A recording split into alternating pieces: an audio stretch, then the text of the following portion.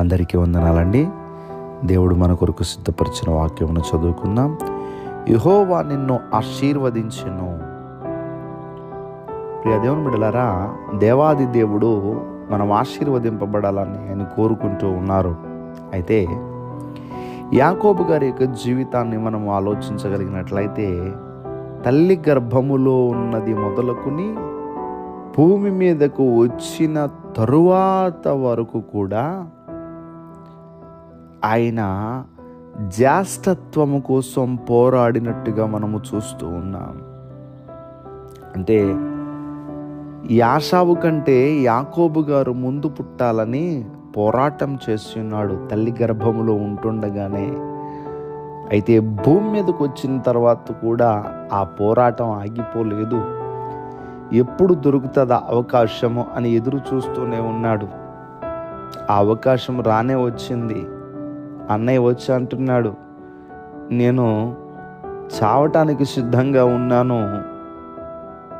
కనుక తమ్ముడా, నువ్వు వండుకున్నటువంటి ఆ చిక్కుడుకాయ కూర నాకు ఇస్తావా అని అడిగినప్పుడు, నీ జ్యేష్ఠత్వం నాకు ఇస్తావా అని చెప్పినప్పుడు, ఈ జ్యేష్ఠత్వం నాకెందుకు, చచ్చేలా ఉన్నాను కదా, ఈ జ్యేష్ఠత్వాన్ని తీసుకో అని చెప్పి యాషావు తన జ్యేష్ఠత్వాన్ని యాకోబుకు అమ్మేసినట్టుగా మనం చూస్తూ ఉన్నాం.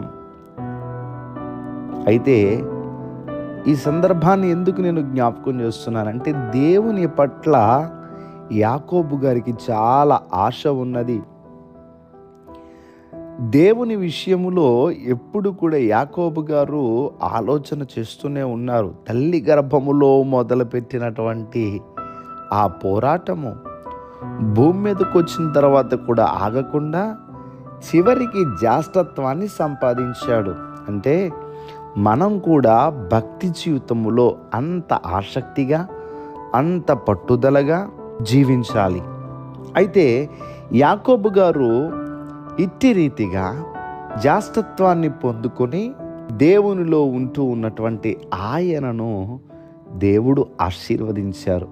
ఎలా ఆశీర్వదించారంటే, ఆయన మాత్రమే ఆశీర్వదింపబడటం కాదు, ఆయన అడుగు పెట్టిన ప్రతి చోట కూడా, ఆయన పాదము మోపిన ప్రతి చోట కూడా ఆశీర్వాదము, ఆశీర్వాదము, ఆశీర్వాదము.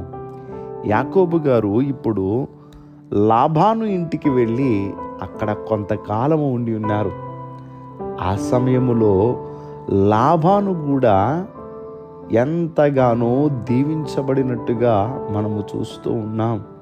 ఆదికాండము 30వ అధ్యాయము 30వ వచనములో, నేను రాకమునుపు నీకుండినది కొంచెమే, అయితే అది బహుగా వృద్ధి పొందెను, నేను పాదము పెట్టిన చోటల్లా యెహోవా నిన్ను ఆశీర్వదించెను అంటున్నాడు యాకోబు భక్తుడు.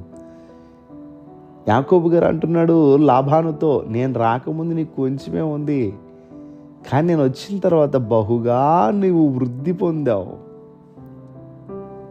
నేను పాదం పెట్టిన చోట యెహోవా నిన్ను ఆశీర్వదించారు, నన్ను బట్టి నువ్వు ఆశీర్వదింపబడ్డావు. దేవుని బిడ్డలారా, యాకోబు గారిని దేవుడు ఎలా తయారు చేశారంటే, ఆయన చేసినటువంటి భక్తిని బట్టి, ఆయనకు ఉన్నటువంటి పట్టుదలను బట్టి, ఆయనకు ఉన్న ఆశను బట్టి. అందుకని చూడండి, తల్లి గర్భములో ఉన్నప్పటి నుంచి పోరాడుతూనే ఉన్నాడు జ్యేష్ఠత్వం కోసం. అంత పట్టుదలగా, అంత ఆసక్తిగా ఆయన ఉన్నాడు కనుకనే ఆయన మాత్రమే దీవించబడటం కాదు, ఆయన వలన లాబాను కూడా దీవించబడి ఉన్నాడు. అంటే మనల్ని దేవుడు ఎలా తయారు చేయాలనుకుంటున్నారంటే, దేవుడు మనల్ని ఎలా సిద్ధపరచాలనుకుంటున్నారంటే, మనము దీవించబడటమే కాదు, మన వలన ఇతరులు కూడా దీవించబడేటట్టుగా దేవుడు మనల్ని ఆశీర్వదిస్తానని మాట్లాడుతున్నారు.